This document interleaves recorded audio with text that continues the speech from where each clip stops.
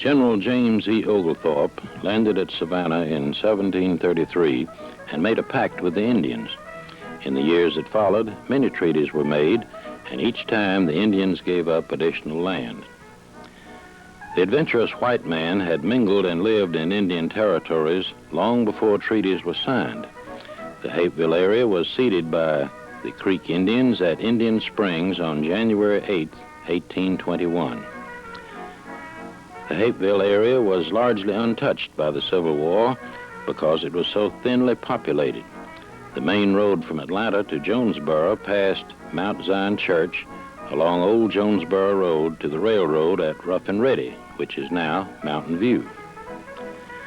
The first families known to have established homes in the Hapeville area before 1870 were the Threlkills, who moved into the airport area around 1820 or 30, the Cash family, who settled between Sunset and Browns Mill Road, the Mangums in the Oakdale Road section, and the Cocas in the Atlanta Avenue area. The founding and initial growth of Hapeville was primarily the cumulative effort of three families, the Sims, the Hapes, and the Lows. They together owned the property in the 1870s that still comprise most of present-day Hapeville. Mrs. Elizabeth Sims was born May 1st, 1827 in DeKalb County. She married Leonard Sims in 1844, and he was subsequently killed in action fighting for the Confederacy in 1864. Mrs. Sims was left with the responsibility of raising 9 children. In 1870, Mrs. Sims moved her large family to the Hapeville area, probably traveling the Jonesboro Road to Rough and Ready, now Mountain View, then along the right-of-way of the Macon and Western Railroad, since there were no roads leading directly to Hapeville at that time. Mrs. Sims bought the land area bounded by present-day Stewart Avenue, North Avenue, Sylvan Road, and the railroad, including North Central to Fulton Avenue. Mrs. Sims' son, John Lawrence Sims, became actively involved in developing the community. He opened Hapeville's first streets and helped establish Hapeville as a fruit, berry, and vegetable growing center. He became a member of the first city council and subsequently was elected mayor. An outstanding singer and teacher of music, he was also chairman of the board of Hapeville's first bank. John L. Sims left a legacy of outstanding community service during Hapeville's earliest history. In 1876, John L. Sims married Mary Frances Burkell and built a 3-room log house at present-day 735 North Central Avenue. As his family grew, he remodeled the property until by the turn of the century, it looked like this. The house still retains the original section of log sills and log floor joists. The Sims family multiplied as the community grew from a small village to a suburban city. Here is a gathering of the clan, including some of the neighboring Threlkill family. Seated on the banister at the extreme left is 12-year-old Eula Bowen, a Hapeville resident for a full century before her death in 1983. Samuel Hape was born November 1st, 1830 at Middlebury, Maryland.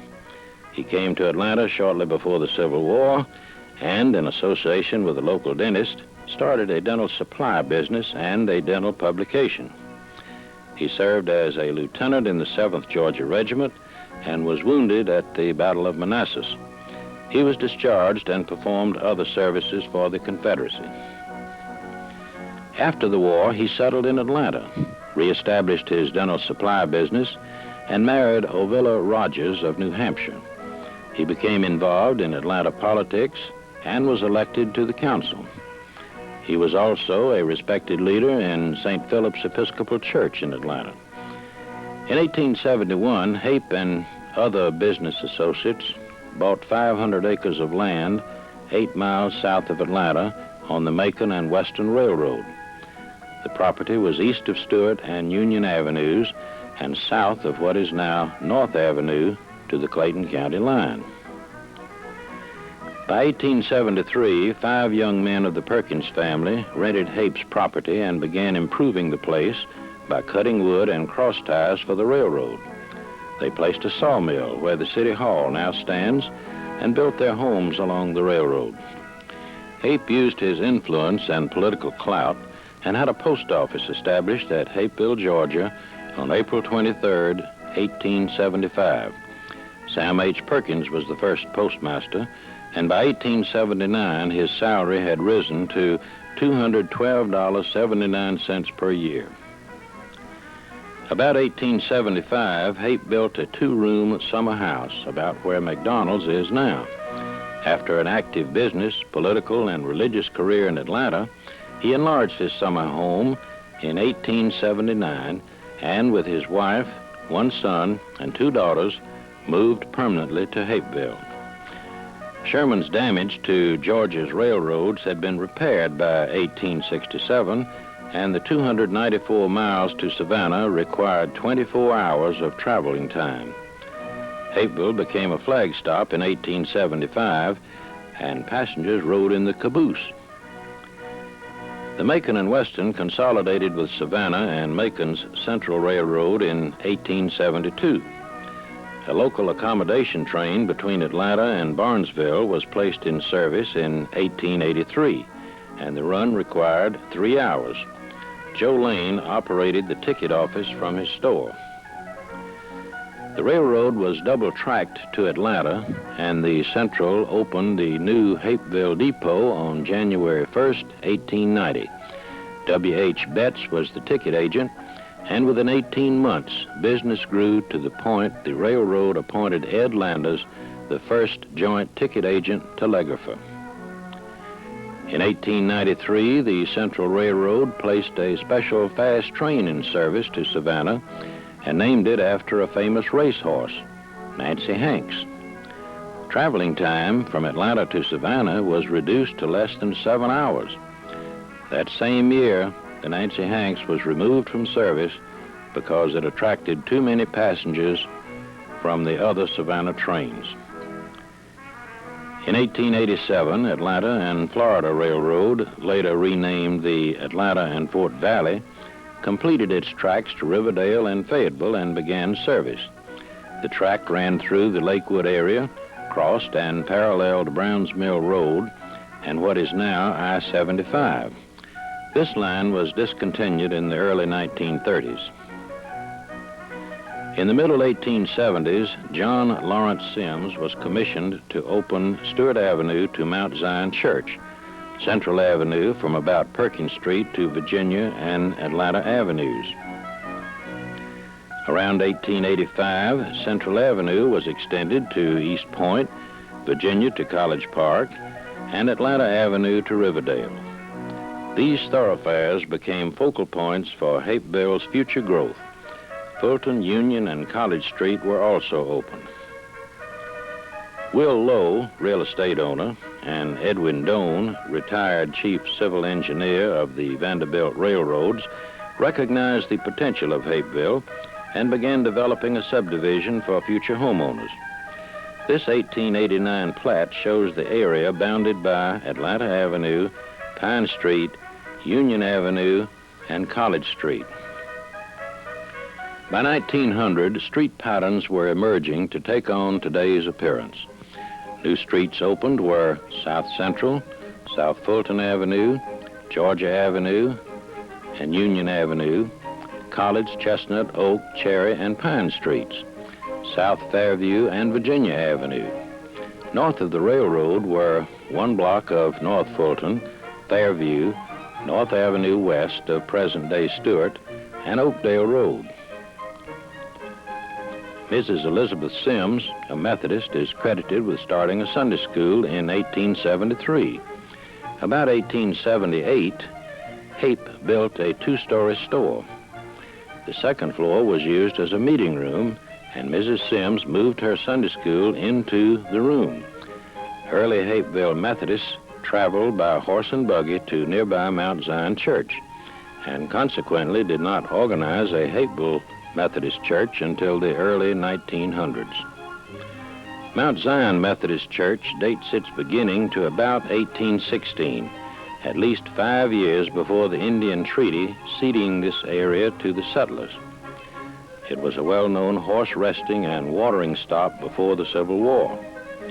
General Sherman reputedly used the early church as a temporary barracks and hospital on his march to the sea. The adjacent cemetery has long been a local landmark of historical significance. Mount Zion was the mother church, spawning the Hapeville and East Point Methodist churches and Forest Park's well-known Jones Chapel. Hapeville's First Baptist Church was organized in 1884 and met in Hapes Hall. A church building was built where the present educational building now stands on land donated by William Lowe. First services were held on May 12, 1886, and the total cost came to $713.65. Early references indicate the Hapeville Christ Church Episcopal was to be built on College Street next to the school, with Sam Hape as the senior warden.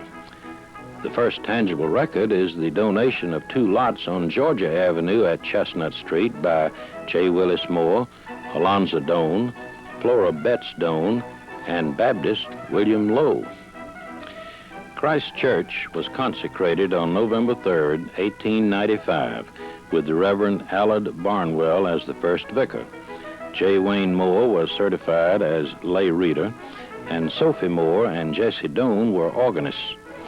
The church building, now used as a residence, still stands at 3634 Georgia Avenue. Hapeville's Presbyterian Church was organized in the fall of 1895 when the Manchester Church at College Park voted to merge. The church was built on the northeast corner of Central Avenue at Stewart and held its first service on May 26, 1896. Recognizing the need for local educational facilities, a group of concerned citizens organized a board of trustees in 1886 to seek a charter for a private school. These were Edwin A. Doane, the Reverend B.F. Dodson, Samuel Hape, Amos D. Humphreys, Joseph L. Lane, Dr. J.F. Patterson, and L. Greenville Whitney. A charter was granted to the Hapeville Seminary Association in 1887. First-year students were housed in the newly built Baptist Church. After a donation of property by William Lowe and Samuel Hape, a 2-story building was erected in 1888. There were 2 classrooms on the first floor and an auditorium on the second floor. Thomas Hardwick was the first principal. The small village developed a novel way to help pay for the school and equipment. The Hapeville Dramatic Club performed a series of plays, drafting the town's leading citizens as actors.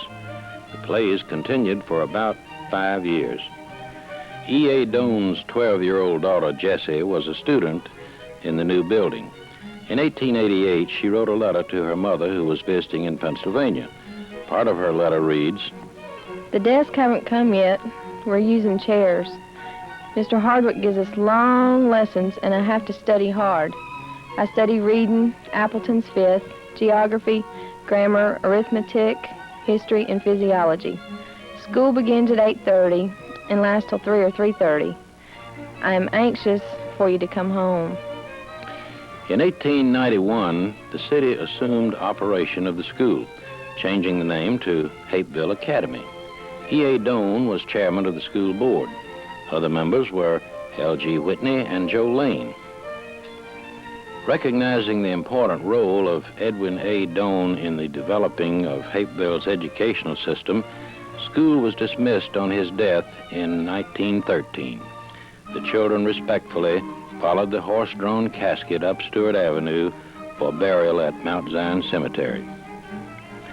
School enrollment had increased to 82 by 1892, and Hapeville pioneer Eula Bowen was one of those students.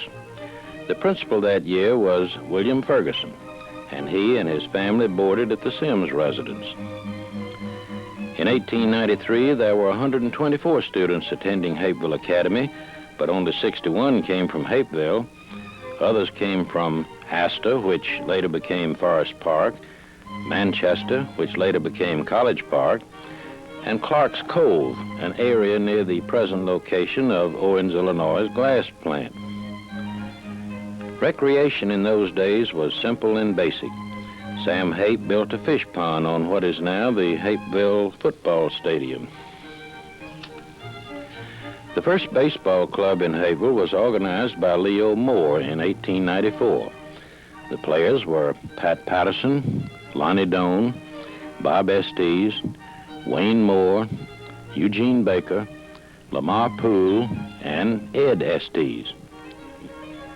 These young ladies, including Josephine Wells, gathered for a picnic celebrating the birthday of Miss Cora Wells at Mountain View. When the Sims family came to Hapeville in 1870, their primary vocation was farming. Lawrence Sims, on the left, was the family leader. He cleared the land between Stewart Avenue and what is now Myrtle Street for vegetable farming and fruit trees. The Perkins brothers operated a sawmill about 1875 on the present City Hall site. A few years later, a blacksmith shop occupied this location. About 1878, Sam Hape built a two-story building near present-day 585 North Central Avenue. A general store was on the ground floor, and the upper floor was used as a community meeting place and known as Hape's Hall. Hape became involved in horticulture, primarily fruits and berries. Lizzie Ball's father, Thomas Ball, assisted in the fruit tree grafting. Hape's notoriety in this field began to spread, and he was elected secretary of the State Agriculture Society. About 1885, W.H. Betts, brother-in-law of E.A. Doan, built a two-story hotel boarding house directly behind the present location of Hapeville's post office. During the 20s and 30s, it was used as a professional building, housing, among others, Dr. Frank Wells, Dr. J.H. Hodges, and Dr. Felix Sibley. In 1889, Edwin A. Doan, Will Lowe, and A.J. Chapman formed Hapeville's first real estate company, the Hapeville Land and Improvement Company. In 1882, the Moore family built the Atlanta Barrel and Keg Factory, located between the Ford plant and I-75. It was operated by J. Norris, J. Willis, and J. Wayne Moore Sr. About 1895, George A.C. Hill came to Hapeville and opened a general store on the corner of Central and Fulton Avenue, across from what is now Hapeville Drug Company. Photographer William Brown and his wife Susie were both deaf mutes, but he left a legacy of priceless photographs of early Hapeville. The Ike Meyer family built a home on Stewart Avenue near present-day Quick Pick food store. He was a respected musician and taught piano to a number of people. He also operated Hapeville's first transportation rental agency, a livery stable, renting surreys with the fringe on top to passing drummers and others. The Hapeville area has an interesting political subdivision history. Until January 1821, it was part of the Creek Indian Nation. Then it became part of Henry County. Later that same year, it was transferred to Fayette County. In 1822, it was placed into Cobb County. It was not until 1853 that it was finally included in the newly formed Fulton County. Hapeville was officially incorporated by the state legislature in 1891. Its limits and boundaries were defined as a 1 square mile area with a depot as the center. To keep Hapeville a primarily residential community, the original charter prohibited industry within the city limits, a condition which continued until 1925. Hapeville still retains the mayor-council form of government originally specified, although the number of councilmen have been altered. The first mayoral election was a cliffhanger. Sam Hape defeated Will Lowe by a single vote, 14-13. Elected to the first city council were E.A. Doan, J.L. Sims, L.G. Whitney, Joe Lane, and J.A. Chapman. F.W. Bloodworth became Hapeville's second mayor in 1894. A retired cotton broker from Savannah, he built the large Leach home at 3206 South Fulton Avenue. His councilmen were E.A. Doane, J.L. Sims, L.G. Whitney, William Lowe, and Joe Lane. Lowe replaced J.A. Chapman on council. The third mayor was John A. Whitner, a fire insurance agent. L.G. Whitney, a local businessman who came to Hapeville from New York in the early 1880s, won the mayor's election for the 1898-99 term. Interestingly, he became the first Hapeville mayor to win a second consecutive term. In the early 1890s, Hapeville's city council meetings were held in the depot waiting room. About 1895, a 15 by 25-foot city hall was built on North Central Avenue in the open space between numbers 583 and 585. The founding families carefully developed Hapeville into a suburban city of homes. Here are some built before the turn of the century. Mrs. Elizabeth Sims built this gingerbread cottage about 1888 on North Central at Sims Street. Here is Sam's Hape's house at 571 North Central Avenue near the present-day site of McDonald's. The Cash home place just east of St. John's School. The Cofield house just off Oakdale Road near Campbell Circle. The O.C. Kidd home on Atlanta Avenue. The Broadnax home on College Street near Union Avenue. The Madden home at 3538 South Fulton Avenue, known also as the Allen House. E.A. Doane's home at 3578 South Fulton Avenue below the Baptist Church, and later known as the Waddy House. And here's the Neil Leach home at 3602 South Fulton Avenue. The L.G. Whitney home at 691 North Central Avenue, now known as the Adams House. As the new century dawned, home, business, and transportation had combined to initiate a positive growth pattern. The 1900 suburban town of Hapeville was about to be caught up in a fantastic web of 20th century progress.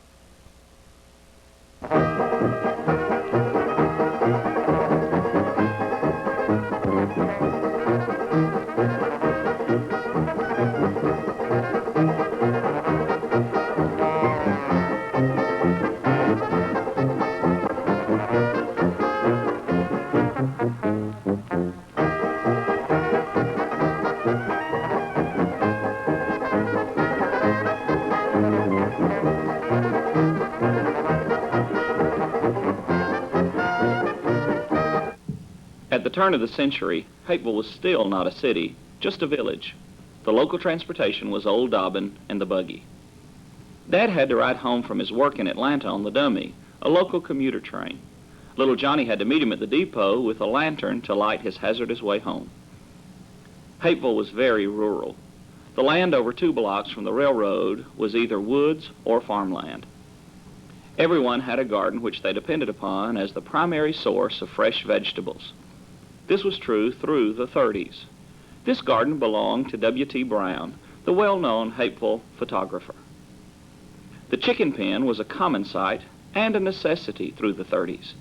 Fresh eggs and fried chicken were available almost immediately. Others kept pigs and cows.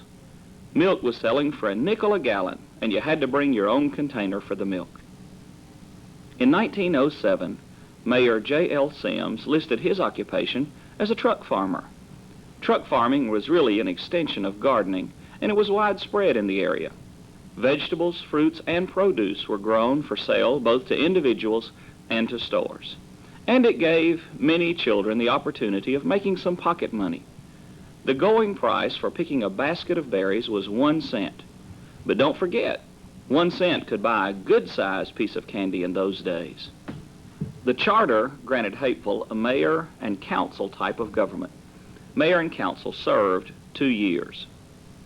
L.G. Whitney continued in office and served 1900 and 1901. Roe Price served less than 1 year, and George A.C. Hill completed the year in 1903. Dr. George Couch served 1904 and 1905. In 1905, city elections were unusual in that they attracted statewide attention when good friends J.L. Sims and George Hill sought the mayor's office. Hill was known as a poet, and Sims was renowned as a vocalist and recounter in dialect. Mr. Hill opened the campaign by writing a poem which had something good to say about every qualified voter in Hapeville. It was a foolproof tactic. Mr. Sims counterattacked with his dialect stories and musical voice. The end result, Mr. Sims won the election. John Lawrence Sims served 1906 and 1907. Colonel Joe Humphreys served 2 terms, 1908 through 1911. W.T. Aiken, 1912 and 1913.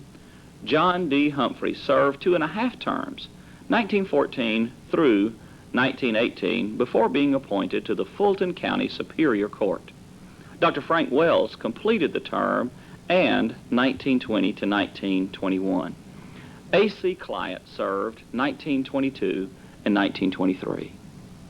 L.T. Carter served 1924 and 1925. Eugene F. King Sr. served 2 terms, 1926 through 1929. W.A. Landers, 1930 and 1931. Quincy Arnold served 2 terms, 1932 through 1935. O.M. Huey, 1936 and 1937, and J. Raymond Cathy served 1938 and 1939. In 1929, Atlanta formulated an ambitious plan to annex Hapeville, East Point, College Park, and Avondale. The Tri-Cities banded together and lobbied hard with the state legislature, though, to kill the project. As a compromise, the cities were linked together in a loose borough system, similar to present-day Metro Atlanta. Hapeville's Mayor Eugene King is on the right. In the beginning, E.T. Landers, the railroad agent, reported that the city council met in one of the waiting rooms at the depot. The waiting room was also used as a city courtroom. About 1895, a 10 by 10 foot city hall building was located near present-day Dearborn Plaza. In 1915, a combination city hall and pump house was constructed. City Hall was upstairs and reached by an outside stairway. The path in front is North Fulton Avenue. About 1933, City Hall functions were transferred to the City Auditorium on the present City Hall site and remained there until the present complex was built. Everyone had a well or water pump in the yard or the porch. Wells and springs were used to cool milk as there was little or no refrigeration available. And everyone had a path to an outhouse. Quite a few citizens still remember the honey wagon, so called because of its aroma, which came around weekly to collect from the outhouses. For many years, a public well was located at the west end of the depot. It was the only public drinking facility for man or horse. It became apparent that a water system would be important to the growth and convenience of the city. In 1914, Mayor John D. Humphreys and council approved a plan for a water system. On January 1st, 1915, the waterworks bonds were signed and construction started. The curious spectators are Marshall A.E. Adams and the kids. A combination city hall and water pump house was built. The water pumps were on the ground floor and City Hall was upstairs. a large oval concrete water reservoir was constructed near the water tank. It had to be fenced in to keep kids and critters out. The first water lines were laid in the yellow shaded areas on the map: Atlanta, Fulton, Georgia, Forest, and Union Avenues to just south of Oak Street, Virginia Avenue to the curve, North Central, Fairview, which was later changed to Whitney Avenue, and Stewart Avenue to North Avenue. It was not uncommon for houses to have their only water spigot in the front yard, as many had not yet installed water lines in the house. Some of the spigots were elaborately embossed. As Hapeville grew, additional wells were drilled. Atlanta at Georgia Avenue, Clay Place off Virginia Avenue, Oakdale Road, Old Jonesboro Road near Lake Drive. Due to Hapeville's growth, a continuing serious water shortage was experienced. In 1940, Atlanta and Fulton County laid a large water main to the airport, and Hapeville tapped into the line. Mayor King and city officials welcomed the good news. After fire hydrants were installed, the city bought 2 hose and reel trailers. The trailers were hitched behind a car, and the hoses hauled to the fire scene. In 1924, council purchased a Ford fire truck similar to this one. It had a soda and acid 20-gallon tank mounted behind the driver and 50 feet of small hose. In 1932, Mayor Arnold purchased a 750-gallon pumper fire truck. A volunteer fire department was organized, and a siren was placed atop the water tank to alert volunteer firemen of a fire emergency. Early marshals served part-time or on a fee basis. A.E. Adams served from 1911 to 1919. In 1924, council reorganized the police department and appointed Edward J. Wynn, chief of police. Council also purchased a new patrol car. For many years, patrol cars did not have radios, so a light was installed in front of City Hall. Patrol cars were required to pass City Hall every 15 minutes, and if the light was burning, they had to stop and take a call. The first radio equipment was installed in police cars in 1931. Police were working 12 hours a day, 7 days a week.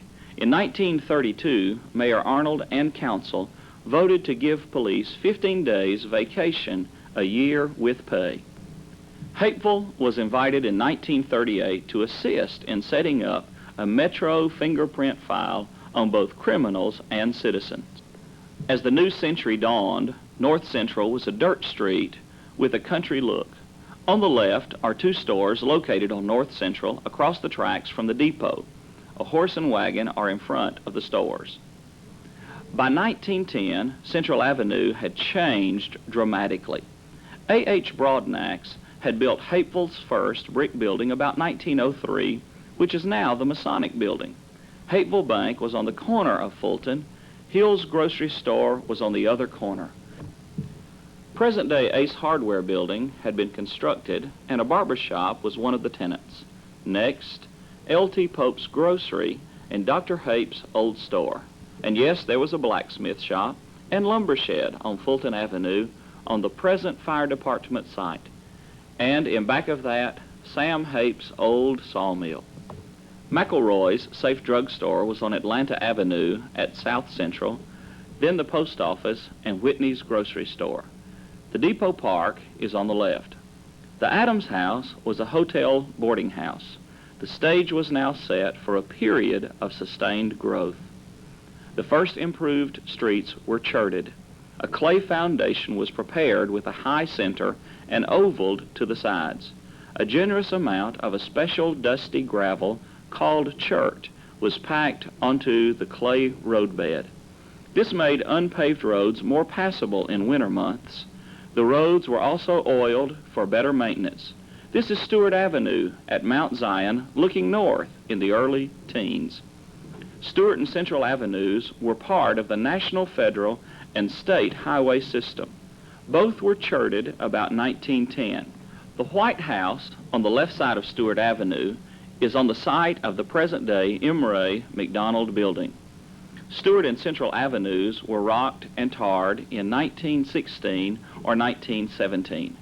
Virginia in 1918. Willie B. Adams remembers Stewart Avenue was nicknamed the Rubber Road. The tar would soften and be oozy in the summertime, and on Sunday afternoons, car owners would meet at the foot of the hill on Stewart, near present-day Nally Chevrolet, and have a hill climb. They would start at the bottom and see who could go farthest up the hill to Lakewood Avenue in high gear. This was Sunday afternoon entertainment. Stewart Avenue was concreted in 1922. Walter Stewart was elected councilman in 1922, and he helped initiate a vigorous street paving program. The hissing and chugging of the wood-burning steamroller became a welcome sight as street after street received the rock and tar treatment. All streets paved in the 20s used county machinery and convict labor.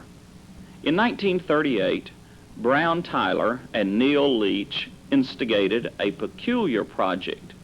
They asked City Council in its wisdom to authorize a project such as the Worry Rock to assist local citizens in worrying. The council decided not to touch it with a 10-foot pole, but went along with the project unofficially. Fulton County Public Works carved out a prize specimen from the Sylvan Road Quarry and delivered it to the Depot Park. It instantly became famous as a therapeutic procedure which was recommended by many well-known persons, including Mayor Cathy, Governor Rivers, and many others. Hapeville's population doubled in the 1900 and 1910 decades and dramatically tripled in the 1920s. Even during the Depression of the 30s, the population doubled again.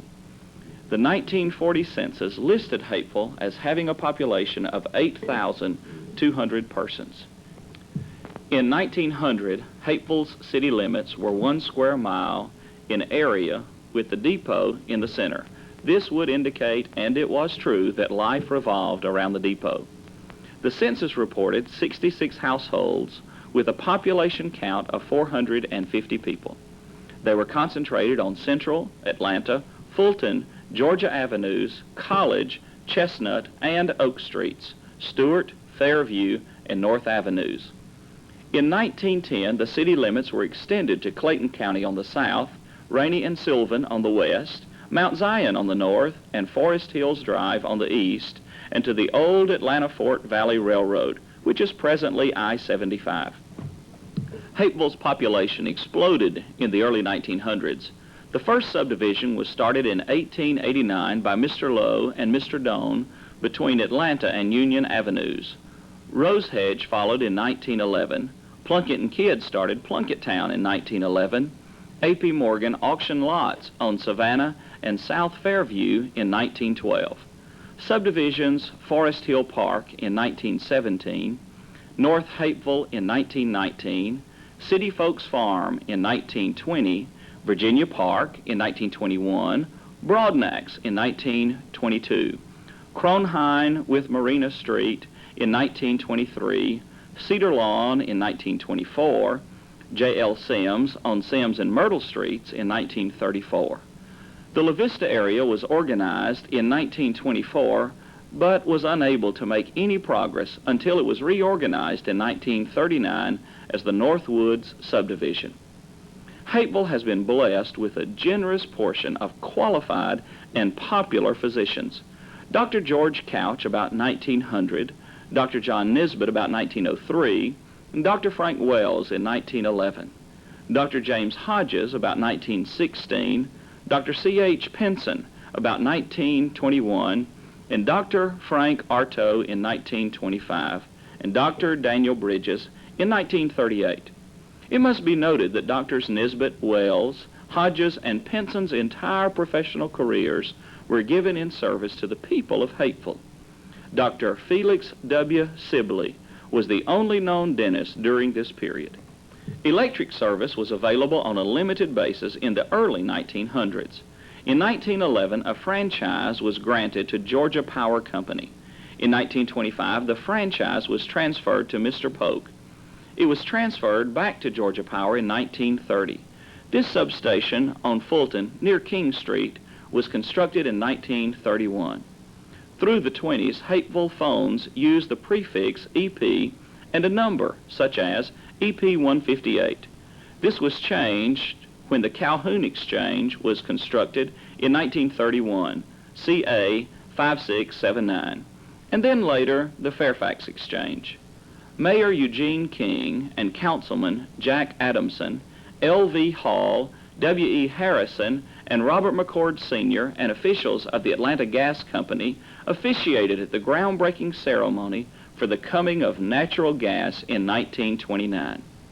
The Hapeville Masonic Lodge, number 590, was organized on July the 4th, 1910, with J.W. Wise as the first worshipful master.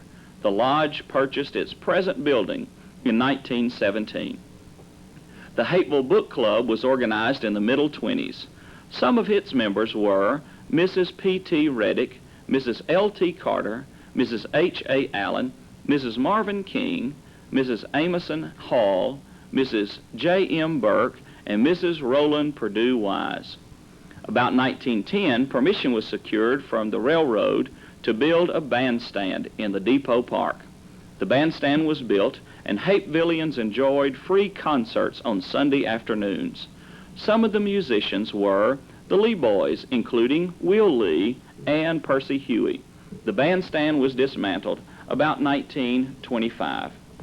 Mrs. Myrtle Sims Nisbet's piano students of the mid-1920s are a significant part of Hapeville's continuing appreciation of music. Some of the students were Mary Wells, Melvina Wells, Rosabelle Campbell Shelton, Audrey Campbell Lister, Ella Pearl Pinson, Helen Barnett Brandeis, and Beverly Mills Tversky. The Hapeville Woman's Club reorganized in 1925 with Miss Jerry Wells as president. The club, with its 20 committees, would either initiate or support practically all civic projects for the next 2 decades. The Music Club was an outgrowth of the Woman's Club Committee on Music and was formally organized in 1935 with Mrs. W.D. Pope as its first president. Records indicate Jerry Wells organized the first Boy Scout troop in Hapeville and was sponsored by the Methodist Church. In the mid-20s, there were 5 troops. Complete records are not available. However, some of the early Scoutmasters were J.H. Barron, Ralph Fitz, C.M. Copeland, J.L. Grantham, and O.B. Wood. By the late 30s, there were 2 Cub Packs, Cub 21 with Jack Grantham as Cubmaster, and Pack 23 with Forrest Attaway as Cubmaster. At the turn of the century, railroad networks stretched from coast to coast. There were 5,624 miles of track in Georgia and 96 railroad companies. Whether for vacations, visits, or business, railroads were the way to go. Hapeville was an important station on the Central of Georgia Railway because it was the end of the double track from Atlanta and end of the block signal system. To prevent accidents, all southbound trains had to get orders at Hapeville before proceeding south. The dummy was an affectionate term everyone gave to Hapeville's only commuter transportation system before the trolley car. The dummy ran 4 or 5 round trips daily between Atlanta and Jonesboro. There was no turnaround at Jonesboro, so the engine ran backwards on the return trip to Atlanta. In the Hapeville area, the dummy made stops at Sylvan Road, Virginia Avenue, the depot near present-day Ford plant, and Hassville, the present-day intersection of Central Avenue and I-75. The Central's basic passenger service from Atlanta to Savannah were 2 trains a day each way. The day local left Atlanta about 8 o'clock in the morning and stopped at practically every station to put off or take on passengers, mail, baggage, and railway express packages. It required 12 hours to make the run. The night train left Atlanta about 10 p.m. and required about 10 hours running time to Savannah. The night train also carried mail and Pullman sleeping cars. Mainline trains also made connections with dozens of short line connecting railroads similar to the connecting airways of today. 4 of the fast Chicago-Miami Express trains ran through Hapeville: the Dixie Flyer, the Dixie Limited, the Southland, and the Flamingo. The fast trains carried mail cars, baggage cars, dining cars, coaches, and Pullman sleepers. Passenger and freight train schedules were organized to give the least possible interference with passenger trains. The railroads also suffered during the Depression, and they too began to rebound as the country moved into the 1940s. The Atlanta-Fort Valley Railroad crossed the central of Georgia tracks at present-day I-75. The crossing was called Hassville. The train ran through Riverdale, Fayetteville, and on to Fort Valley. The train was discontinued about 1930. There are many Hapevillians who remembered the old wash hole by the track below the Central. Bathing suits, who needed them? The depot is as pretty as a picture. Snow adds immeasurable interest to this scene of 1928. On November 9, 1907, Mayor John Sims hosted a barbecue for streetcar officials and dignitaries at the Children's Home main dining room to celebrate streetcar service to Hapeville. The Hapeville streetcar line branched off the Atlanta College Park line at the Hapeville Junction near present-day Tri-Cities Plaza. Tracks ran down Willingham Drive onto Central Avenue, turned right on Atlanta Avenue, then left on College Street to Union Avenue. The first cars were not fully enclosed. The operating platforms at both ends were open. The 1920 era was a time of improvement in both cars and passenger comfort. It will be remembered that some of the local boys delighted in playing pranks on the motorman by soaping the rails. This made braking difficult. By the 30s, streetcars had a very modern look. The conductor and motorman had been combined into one position. In 1937, Hapeville, College Park, and East Point streetcars were replaced with trackless trolleys. They were more or less electric buses with 2 trolley poles on top, which made contact with 2 overhead wires. Bus service on Stewart Avenue started in 1935. The bus from Hapeville connected with Sylvan Hills streetcar at Deal and Stewart Avenues. Street transportation also changed. The Baker family with their horse and buggy about 1910. The Grantham family and their prized Ford about 1915. Mrs. Dan Brown and Mother with their 1918 Briscoe. By the mid-20s, car manufacturers had enclosed the passenger compartment. L.B. Baker's and their 1927 convertible.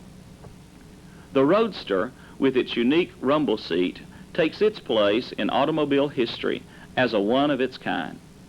In the summer of 1909, Asa G. Candler purchased 300 acres of land near Hapeville and constructed a 2-mile oval racetrack. Many famous drivers, such as Barney Oldfield and the Chevrolet brothers, set new speed records in a variety of racing cars. A few years later, interest waned and the racetrack was abandoned. Atlanta pioneer aviator Jim Elliott said he leased the field in 1919. Ben Faulkner also said he was the first to use the field. The early attempts to develop the field were not successful. Most early aviators were barnstormers. They traveled around the country, thrilling spectators with power dives, loops, wing walking, and parachute jumping. Bonnie Rowe was the world's foremost aerial performer. Local sightseeing trips cost $5. Flights over downtown Atlanta and Stone Mountain were $25 and up. These Hapeville aviation pioneers began using the airport about 1924. Doug Davis was an instructor, racer, and commercial pilot. Beeler Blevins leased an area from Candler for a fixed base and was a noted stunt flyer and instructor. Johnny Keitel was a famous aviator and stunt flyer. Bonnie Rowe was a daredevil aerial performer and parachute artist. In early 1927, Doug Davis built the first permanent hangar. Shortly thereafter, Beeler Blevins built a hangar followed by Harold Pitcairn. Doug Davis moved his hangar and aligned it with the other two.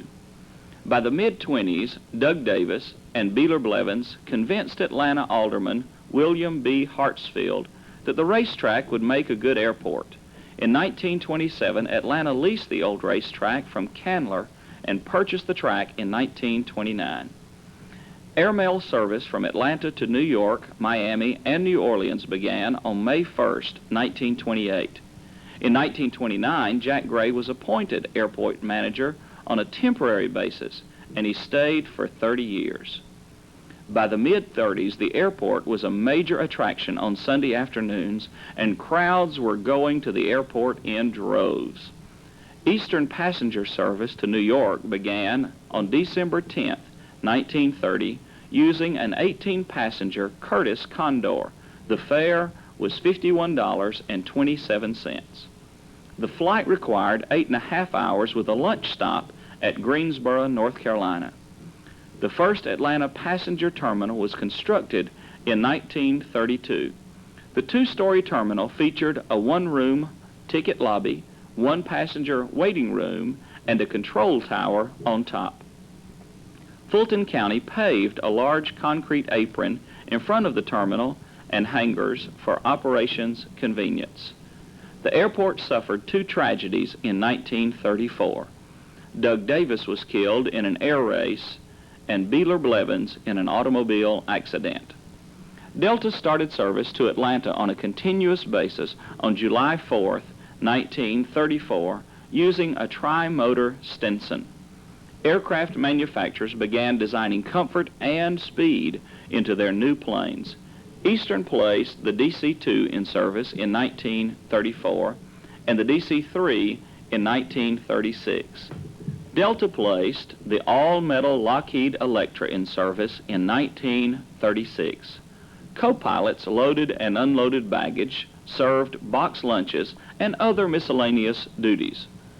The runways were paved with asphalt in 1937, ending about 15 years of continuously covering Hapeville with prop dust. 3 additional stories were added to the terminal in 1938 with a control tower on the top floor. In 1932, local female aviators organized a chapter of the exclusive 99 Club, and Erin Darden of Hapeville on the left had taken up the challenge of the Wild Blue Yonder, and it became her lifelong love.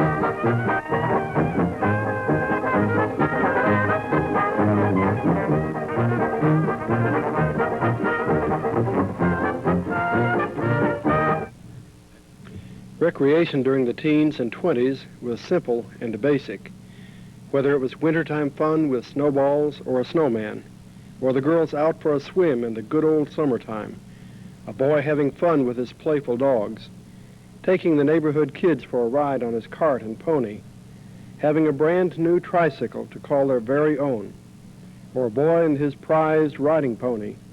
It all added up to the same thing, fun and more fun. Lee's Mill Pond off Riverdale Road was a favorite for boating and swimming. Cofield Lake was a private lake located on Gordon Circle near Cofield Drive. The highly popular Applings Pond was Hapeville's first commercial recreational swimming and fishing development. Located near the present intersection of Browns Mill Road and Pool Creek Road, it operated from the late teens to the early 40s. The Lee family built the beautiful and spacious Lake Mirror Complex in 1933 near present-day Waldorf Motel and I-75. Will Lee said it operated at full capacity until it closed in 1958. Although WSB had gone on the air in March 1922, radio was still in its infancy in the mid-20s. A battery-powered radio headset in those days furnished hours of wonder and entertainment. The old Atwater Kent family radios with a horn speaker on top were very popular. Movies were occasionally shown in the city auditorium. During the 30s, the closest movie theater to Hapeville was the Fairfax in East Point. On March 23, 1939, the Fulton Theater opened on South Central at Virginia Avenue. And in May, the Hangar Theater opened on Virginia Avenue, across International Boulevard from present-day Morrison's cafeteria. It is believed the first Hapeville baseball team was organized at about 1910 and probably played in the Flint River League. The ball field was located on the west side of Fulton Avenue between Cherry and Pine Streets. Some of the players were Pete, Lon, Mack, and Carl Nisbet, Joe Thrailkill, Knox and DeWitt Huey, Gene Kirkland, and many others. About 1925, baseball was organized into leagues in the metro Atlanta area, and the ball field was moved to the airport across from the present-day Morrison's. The JOY class of First Baptist Church sponsored the team for several years. Willie Winfro managed the team. In the first row were Mr. Strickland, Amos Evans, Ellis Casey, Walt Waller, and D.J. Osborne. In the second row were Wop Wallace, Penny Vinson, Clyde Osborne, Roy Mann, and Hugh Casey. Some team members not pictured were Alton Smith, Norris McElhannon, Johnny Stith, Bob Chapman, Craig Henderson, James Parks, Doug Phillips, Marion Whaley, Speedy Green, and Orrin Chapman. This was probably the best team Hapeville has ever had. In the early 30s, Hapeville businessmen sponsored the team for several years. In the first row, Marion Whaley, Alton Smith, Slick Harrison, and Hubie Leftwich.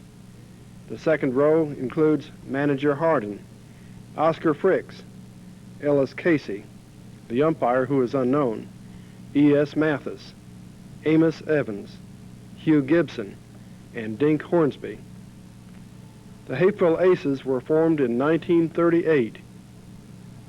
Some members were, in the first row, umpire Hoyt Smith, Walter Schenck, Alton Smith, Jack Buchanan, Walt Smith, Lawrence Schenck, David Morrison, and Woodrow Tucker, the scorekeeper.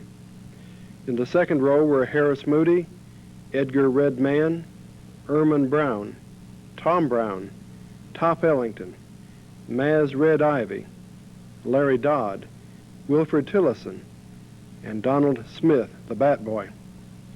Tennis was a popular sport in the 20s and 30s. However, there were no public courts. Some of the private courts were the Collies on Georgia Avenue between Oak and Cherry Streets, Judge Humphreys on College Street, Gene Kirkland on Forest, and Doug Davis on Atlanta Avenue. The Baker family on Springdale Road, Higginbotham on North near Hope Street, and Epworth League on Sim Street. The city built 2 courts near the high school in the late 30s. The Hapeville Women's Club was organized about 1903 with Mrs. Emma Moore as its first president. It assisted the city school board in raising money by staging dramatic productions at the school. They also made the Depot Park beautiful with flowers. The club was active for about 3 years.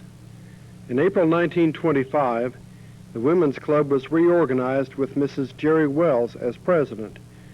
For the next 2 decades, the club's wide community support, its influence and activity, would either sponsor or support practically all civic projects of this era. A private wooden auditorium was constructed on the present City Hall site in the early 20s. The city wanted to buy it, but didn't have the money. However, the auditorium was purchased on February 12, 1925, and deeded to Tom Lewis, who secured a loan to pay off the outstanding debt. Then he deeded it back to the city. Many improvements were made on the auditorium. The county helped lay a concrete floor. The building was re-roofed and painted on the outside. Opera chairs replaced the old wooden benches. The Women's Club took an active interest in making the auditorium an attractive public meeting place by installing a piano, color footlights, and a stage curtain.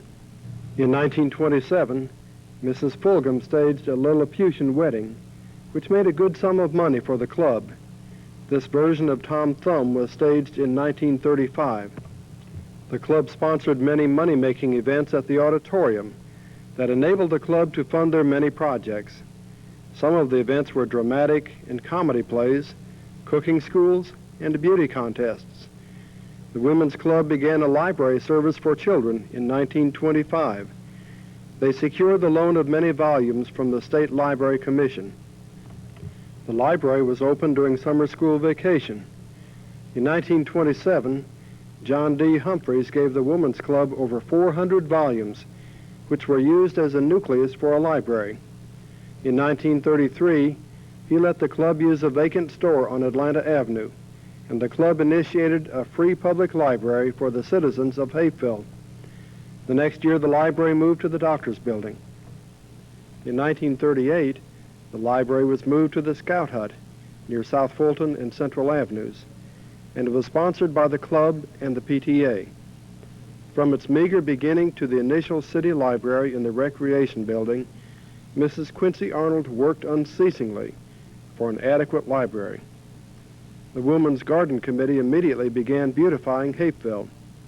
They cleaned up the railroad right-of-way and planted memorial trees. Mrs. Beeler Blevins was its active chairman through the 40s. The Atlanta Dogwood Festival was organized in 1936, and the Hapeville Women's Club entered this attractive float in the initial parade. The ladies on the float are Mary Ragsdale Knierim, Marion Stewart Hudson, and Ruth Lewis Askew. The Women's Club organized and sponsored Girl Scout Troop Number 45. Boy Scout Troop Number 5 was organized in November 1926 with Captain W.A. Dietrich as first scoutmaster. In the first quarter of the century, most churches did not have indoor baptism facilities. They waited until warm weather to baptize believers in local outdoor pools or lakes. This was true of the Hapeville churches.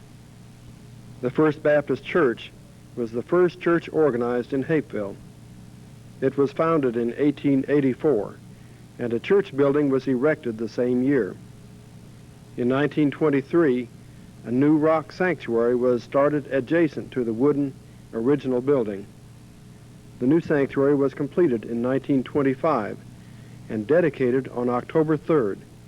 Dr. Graham, the pastor, officiated at the dedication. After the ceremony, visitors joined the members for the official picture. Baptists, Methodists, Presbyterians, everybody. Groundbreaking for a pastorium in 1927 was a symbol of concern for their pastor. The pastorium was located on the present sanctuary site. Note the vintage streetcar in the background. The Baptist Young People's Union, BYPU, was organized in 1915. Hard work and dedication earned it many awards and banners in the years that followed. The Hapeville Presbyterian Church was established in 1895. The church was located on the northeast corner of Central at Stewart Avenue. The church outgrew its facilities and in 1924 constructed a new sanctuary on Fairview Avenue, which was later changed to Whitney. Christ Church Episcopal was established in 1895 and located on Georgia Avenue at Chestnut Street. At about 1907, the church was dissolved because a number of active members were transferred out of the city.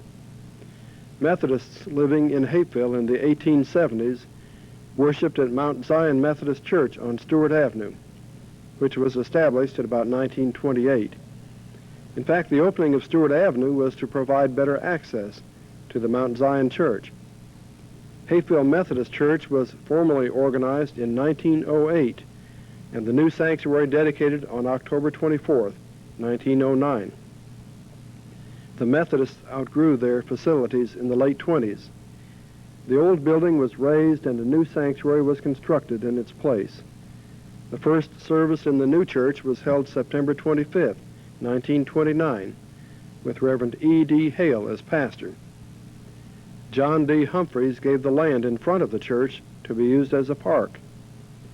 The popular Jerry Wells Sunday School class was organized in 1934. The Central Baptist Church was organized in 1926 and met in the old Presbyterian Church on Central at Stewart Avenue. In the meantime, the First Baptist Church established a mission on Lake Drive near North Fulton Avenue.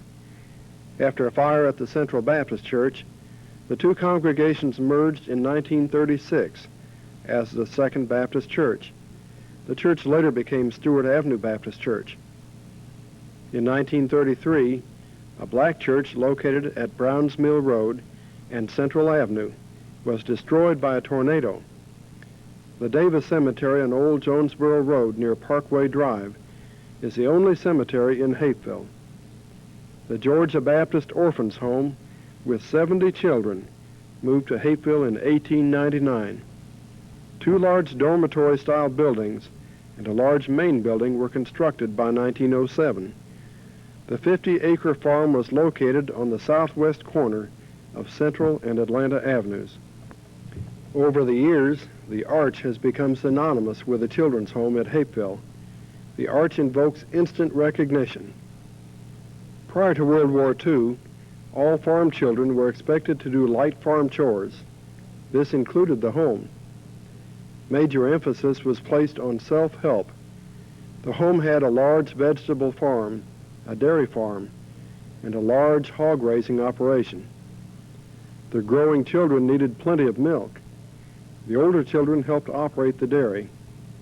This 1918 dairy scene shows the Methodist Church in the background. Life in the home was much like that of a large family. The older ones helped the younger ones. And don't forget to wash behind the ears, too. By 1925, there were nearly 350 children in the home.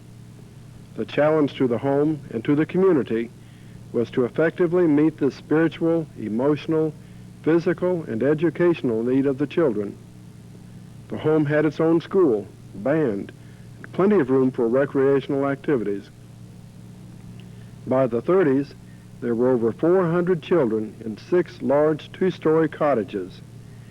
Pat Anderson was manager, and the home encountered severe operational problems during the Depression years. In 1939, J.L. Fortney was appointed manager, and he set into motion policies that would establish the home as a model in child care. At the turn of the century, the Hapeville School was operated by the city. In 1907, the state legislature returned the school to the Fulton County school system. The two-story building had 2 classrooms downstairs and 2 upstairs. This can best be described as the school bus of the early 1900s. Will Lee and Berna McNair Hines remembered riding to school on horseback in wagons and buggies. Until the late 1915, wells were the only source of water. The couple are standing near the school well, which was on the Georgia Avenue side. In 1911, the original wooden building was demolished and replaced with a beautiful 2-story brick building. On September 12, 1915, fire destroyed the building prior to completion of the new city water system. During reconstruction of the building, students used the Baptist, the Methodist, the Episcopal, and the Presbyterian churches so that schooling would not be interrupted. The new building was completed in late 1915. Jerry Wells formed the first city PTA while principal at the Hapeville School. He became superintendent of the Fulton County Schools and was widely regarded as a distinguished educator. During the first 3 decades of the century, more pomp and ceremony was placed on 7th grade graduation exercises. Many classes also presented dramatic plays. Hapeville, although considered small as a city, has always exhibited a keen competitive spirit in sports. This 7th grade basketball team were Fulton County champs for the 1926 and 1927 school years. In the front row were Leland Woodward, Harold Smith, and Walter Smith. The back row included Jack Clay, Frank Barnett, W.C. Top Ellington, Woodrow Colley, and Coach Mildred Schenck. Sub Ralph Barron was not in the picture. These 1927 teachers were, front row, left to right, Louise Watkins, Lucille Scarborough, Edith Ruff, Alma Suttles, Bernice Jones, Annis Humphreys, and Aline Hughes. In the second row, Principal Margaret Wallace, Miss Turner, and Evelyn Smith. The back row, Mrs. C.R. Yao, Maggie Lewis, Joe Wells, Annie Lee Stillwell, and Minnie Kate Yates. Complete school records are not available, but the following are known to have served as principals of the Hapeville College Street School for the period 1900 to 1940. Henry Landrum, J.M. Daniel, Mattie Luck, L.O. Kimberly, Mr. Bryant, Mr. Green, T.E. Suttle, Jerry O. Wells, Mrs. Lila Ellis, Robert Lampkin, Miss Margaret Wallace, Douglas G. McRae, and Miss Bernice Jones. Hapeville School became overcrowded, and in 1927 a first and second grade were initiated at North Avenue in a wooden building with Mrs. Dan Brown as principal.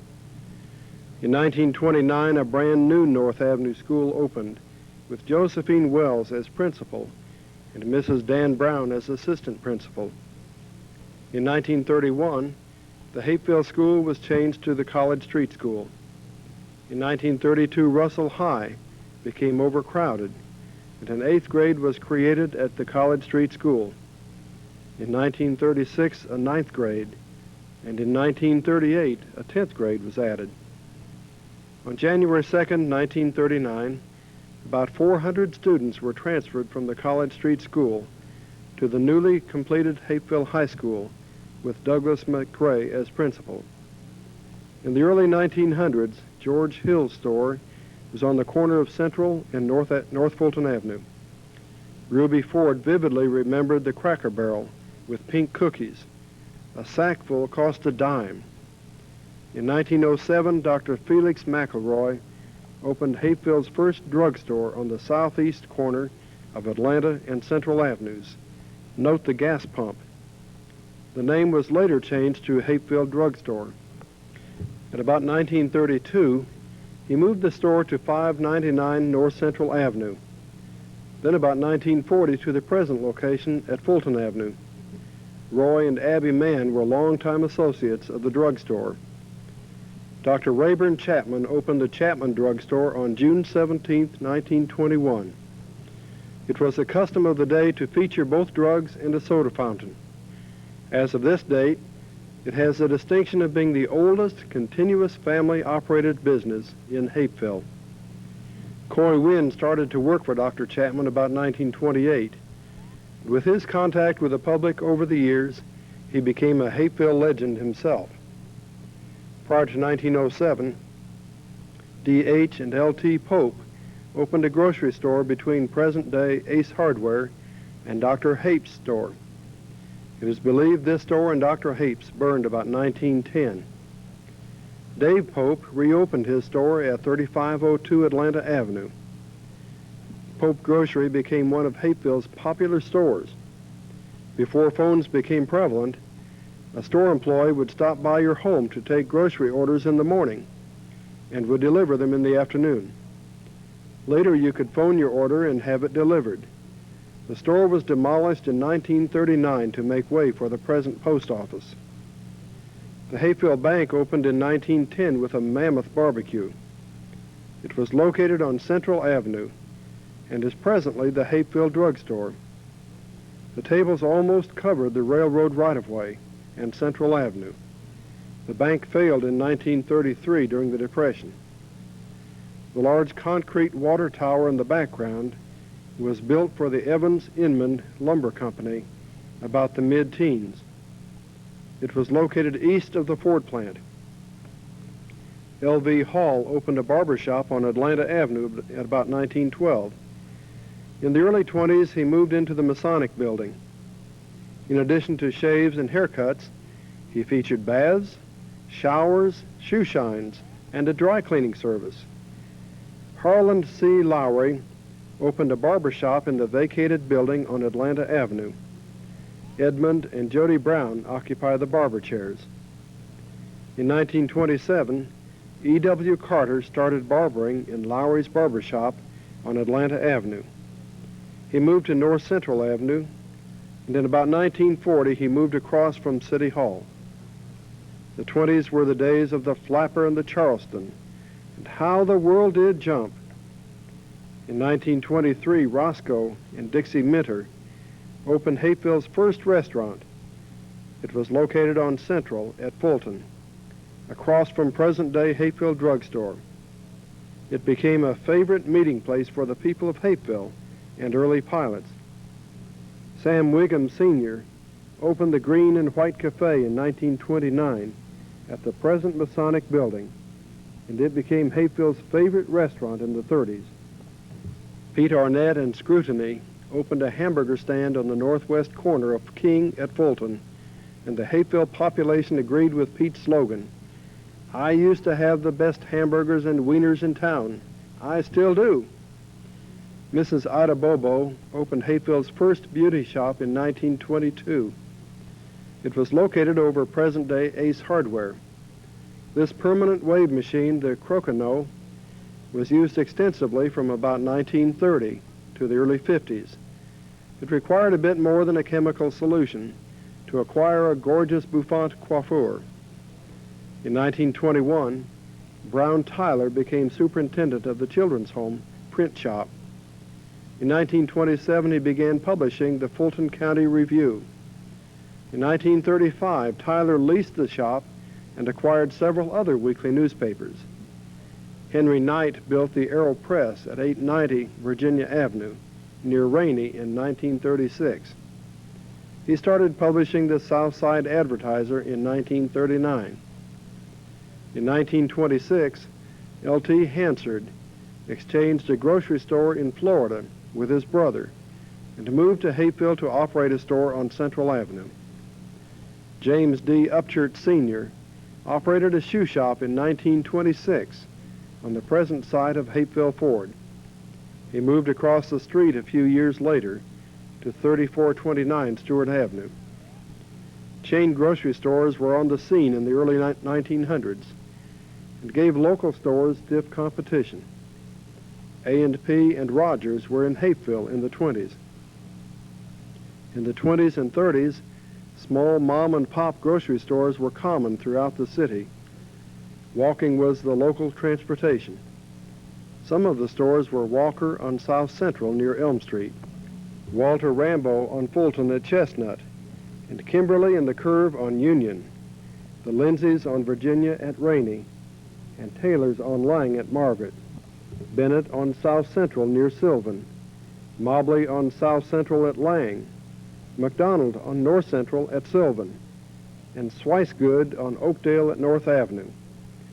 Satchel on Stewart at Waters Road, which is now North Avenue. Johnny Paul on Stewart south of Waters Road. Moore on Waters Road east of Stewart. Ross and Hardin on Lake Drive at Jackson Street. The Brandon Funeral Home was established in 1931 at 744 South Central Avenue, and at about 1938 became the Brandon Camp Funeral Home. In 1930, Eastern Air Transport requested authority to lay a gasoline line from the tank farm on the northeast corner of Central and Sylvan Road to the airport. Hapeville's first motel was constructed in the 30s. The Beauty Rest Tourist Camp was located at 415 Central Avenue, just west of La Vista Drive. The name was later changed to Randolph Tourist Court. In May 1935, pool manager Eugene King observes as Mrs. J.W. Alexander votes on the question, wet or dry. The city voted 175 to 147 for local beer and wine sales, 3.2 that is. James Russell opened a dry cleaning plant on Stewart Avenue in 1936. The first post office was in Sam Hape's store. It was moved about 1910 next to Pope's Grocery on Atlanta Avenue, then to 613 North Central in 1922 for a short time, and then to 3481 Fulton across from City Hall. On October 15, 1930, Hapeville Post Office advanced to third-class status. Horace R. Talton became Hapeville's first mail carrier. Marion McCown was added in 1934. The pay was 50 cents an hour. At about 1932, Clint and J.D. McLucas started a coal and wood business near present-day Eckert Drug Store. In 1930, the McLucas brothers opened a service station on Central near Sherman Road. They opened this modern service station in 1939 at 3430 Stewart Avenue. The Depression started in the fall of 1928, but did not seriously affect Hapeville until the 30s. In financial desperation, the city set up a speed trap in 1930 and 1931 to increase sagging revenues. With unemployment drastically up and little money in circulation, the city responded with several measures. Citizens were permitted to work 1 day a month for the city to pay their monthly water bills. In addition, destitute persons could earn $1 a day and were paid with grocery coupons. City work consisted of cleaning streets, vacant lots, ditches, and so forth. In 1932, the city began the year with $4,000 in unpaid bills and no money in the treasury. Mayor Quincy Arnold firmly told the council, "We must meet the situation with the most rigid economy and drastic retrenchment in our city government. Many of our best citizens are without jobs. We can look around and see the bankrupt towns with their credit destroyed. This must not happen to us." And the city bit the bullet. In 1932, the city requested Representative Ramspeck to work for a bill in Congress to put the unemployed back to work. President Roosevelt and the Congress responded with several programs to help the economy. NRA, the National Recovery Act, was actively supported by Hapevillians. CCC, Civilian Conservation Corps, would utilize unemployed youth to build many projects in state and national parks.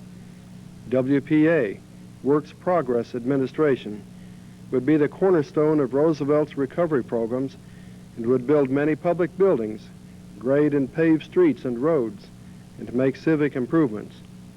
In fact, WPA built Hapeville High School, Hapeville Park and Swimming Pool, Hapeville Post Office, paved many streets and many other local projects. The city applied in 1935 for a WPA grant of $135,000 for a city park.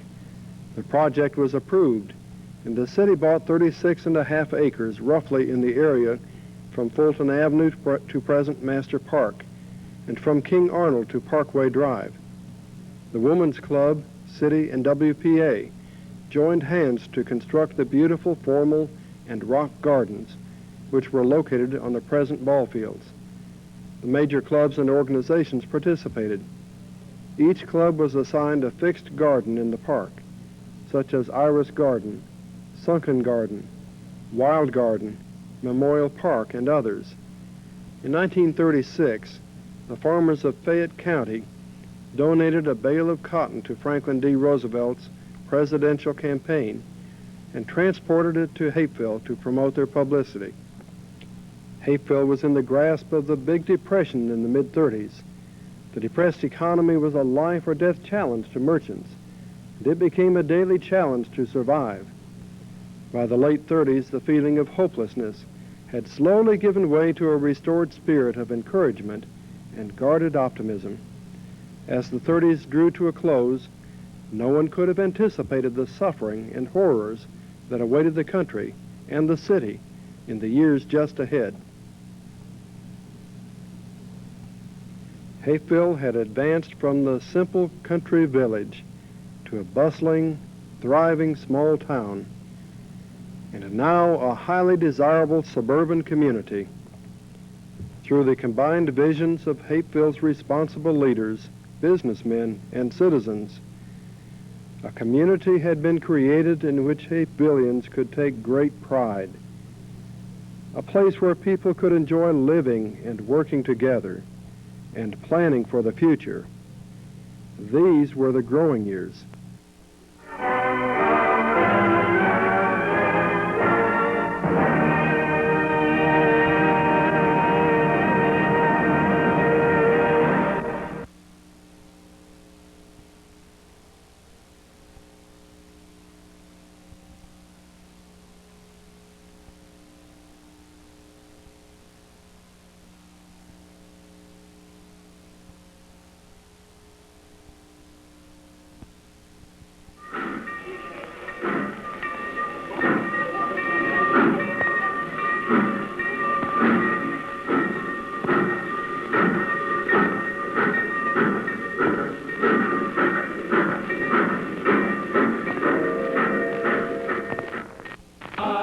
Working on the railroad all the livelong day.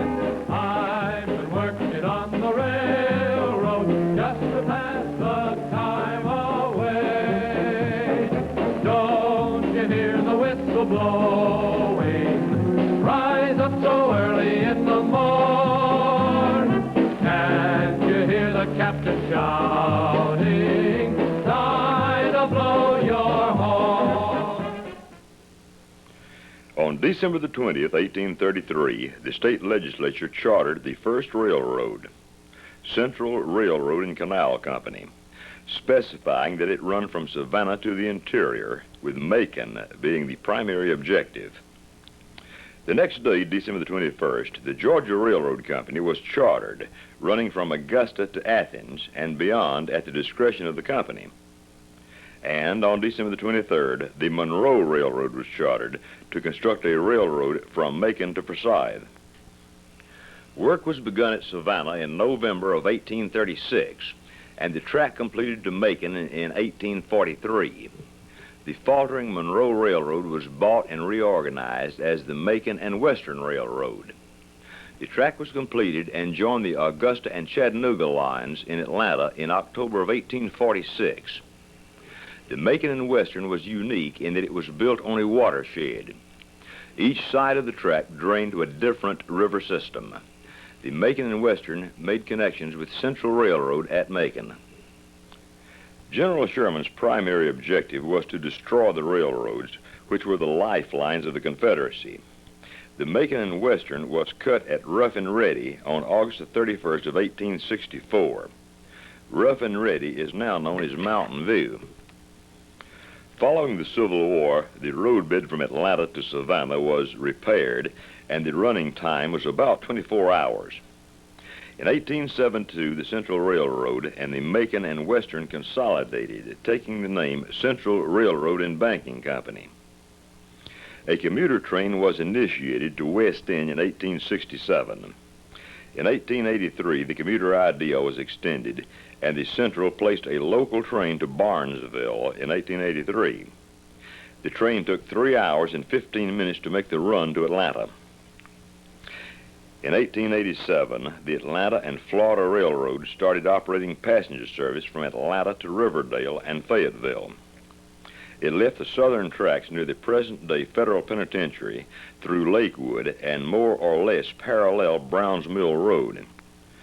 It crossed under the central tracks near the present-day I-75, and the crossing was known as Hassville. It became part of the southern system in the late 1800s and was discontinued about 1931. In 1893, the Central placed a fast train in service between Atlanta and Savannah and named it after the world's fastest trotting mare, Nancy Hanks.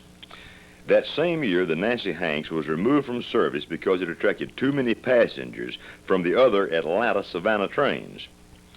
In 1895, the name was changed from Central Railroad to the Central of Georgia Railway. It's interesting to note that at the turn of the century, there were 5,623 miles of railroad track in the state of Georgia, served by some 57 individual railroad lines. About 1900, the Central placed a commuter train in service between Atlanta and Jonesboro, affectionately nicknamed the Dummy because the original equipment was a small combined engine and tender. The Dummy made 4 stops in Hapeville: Rose Hedge at Virginia Avenue, the Depot, Bacter at the Barrel Factory near the present-day Ford plant, and Hassville, where the Little Southern crossed the Central at present-day I-75. Railroads were the principal means of traveling until the late 40s. Consequently, Hapeville was a busy station throughout that period.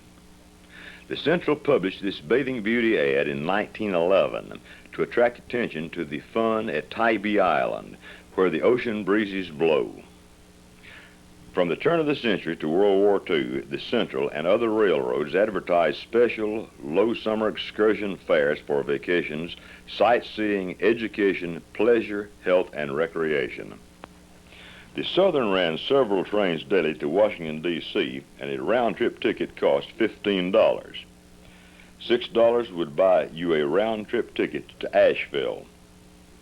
In the 20s and 30s, Central passenger trains made 8 to 10 runs a day between Atlanta and Savannah. Its connecting branch lines covered much of Georgia. Passenger trains carried the mail car just behind the engine. En route, railway mail clerks sorted mail for towns along the railway and picked up their mail. They also worked mail into the national distribution system. Sam Hape's son, Samuel, was the first known railway mail clerk to live in Hapeville. Through the years, many mail clerks lived in Hapeville. In an unusual occurrence, 3 brothers living in Hapeville were railway mail clerks: Clarence, Ernest, and Eugene Colley. Wilhelmina Colley Paula, with her brothers and sisters, carried her father's lunch to meet his train at the depot. The hissing steam and smoke seemed to make the giant monsters come alive, attracting the interest of young and old alike. The Central did not use observation cars on its trains. However, they maintained one for the company president to use when traveling. By the late 30s, 5 of the Central of Georgia fast Chicago-Florida express trains ran through Hapeville: the Southland Express, the Dixie Flyer, the Dixie Limited, Southland, and the Flamingo. The fast trains carried mail and baggage cars, coaches, Pullman sleepers, and a dining car. The Flamingo was the last of Central's fast Chicago-Florida trains passing through Hapeville, to be eliminated in the wake of progress. It was removed in 1963. On July the 7th, 1947, a modern version of the first Nancy Hanks, Nancy Hanks II, was placed in service between Atlanta and Savannah. It was a first-class diesel-powered streamliner and featured reclining seats and all the comforts that could be built into a train. Nancy made a limited number of stops and required only 6 hours to make the run. It arrived in Atlanta at 1:30 p.m. and started its return trip to Savannah at 6 p.m., giving riders ample time for shopping or business. The Nancy carried a grill car featuring a variety of lunches and dinners. By the middle 50s, automobiles and airlines were reducing passengers on all railways. The Nancy Hanks struggled to stay alive, but it finally succumbed, and the Nancy made its last run to Savannah on April 30th, 1971, ending passenger train service on the Central of Georgia line. Southern Railway bought control of the Central of Georgia in 1963, but continued to operate it as a separate company. The demise of railway passenger service resulted in a total freight railway system. In 1930, the Central had the largest daily total number of passenger trains passing through the Hapeville Depot. In 1925, there were 24 trains a day. In 1940, 16 trains. In 1950, 12. 1955, 10. And by 1960, there were only 4 trains left. Suddenly, in 1971, there were none. By 1875, several families had moved into the community. Central, Stewart, and Atlanta Avenues had been opened, and the railroad had designated the village as a flag stop. Passengers had to flag the train for it to stop. Dr. Hape used his influence, and a post office was established in Hapeville, Georgia in 1875. The village continued to grow, and in April of 1888, plans were drawn for a depot. The unusual design featured a round tower on the railroad side. However, by June, the plans had been modified, and a bay window had been substituted for the round tower. A combination passenger, agent, and freight depot was constructed in 1889 and dedicated on New Year's Day in 1890. Charlie Love was the day telegrapher and Dan Bratton the night operator. W.H. Betts moved the ticket sales from Joe Lane's store to the new depot. The station was important from the railroad's point of view. It was the end of double tracks from Atlanta and the end of the manual block system. All southbound trains had to get clearance orders at Hapeville before proceeding south. The single railroad track south from Hapeville was dark territory. That is, there were no signals to regulate the movements of trains until they reached the next manned station, such as Jonesboro or Griffin. To prevent head-on collisions or a fast train overtaking a slower or stopped train, a train order signal system was devised. A combination of mechanical signal arm and colored light control the movement of the trains. A green light and signal arm straight up means for the train to proceed. A yellow light in the arm at 45 degrees means to proceed with caution. A red light in the arm straight out means for the train to stop until it has definite orders to proceed. A lever inside the depot could operate the outside signal arms, making it convenient for the depot agent. A written train order could be given to a moving train by attaching a message to a hook and holding the hook so that the fireman on the moving train could catch the hook on his arm. The fireman would catch the hook, remove the message, and toss the hook back to the ground. Bill Mote, as a boy, remembers running down the track to retrieve the hook for Mr. Perdue. Activity increased, and within 18 months, Ed T. Landers was transferred from East Point to become the first joint agent telegrapher in Hapeville, a position he held until 1906. Years later, Ed Landers wrote a book about his railroad experiences and titled it The Choo-Choo in Old Days and Old Ways. At the turn of the century, Hapeville was still a sleepy suburban town. North Central Avenue on the left was a country road boasting 2 stores, Hills across the tracks from the depot and Joe Lane's about 1 block east. North Central Avenue began to blossom. The present-day Masonic building was constructed about 1903. Hapeville Bank on the northwest corner of Central at Fulton in 1910. Present-day Ace Hardware building about 1905, and just beyond were Pope's Grocery and the Sam Hape's building. The Pope and Hape buildings burned about 1910. Roland P. Perdue transferred from East Point to Hapeville as agent on May the 1st, 1909, and worked the day shift. Mr. Perdue handled freight, express, train orders, and was a telegrapher. He handled his shift by himself until the Ford plant came to Hapeville. Then 2 assistants were employed to handle the additional business. Mr. Perdue handled up to 50 train orders a day. He retired June the 10th, 1949. Paul T. Reddick transferred as agent to the Hapeville Depot in 1912 and worked the evening shift, relieving Mr. Perdue at 3 p.m.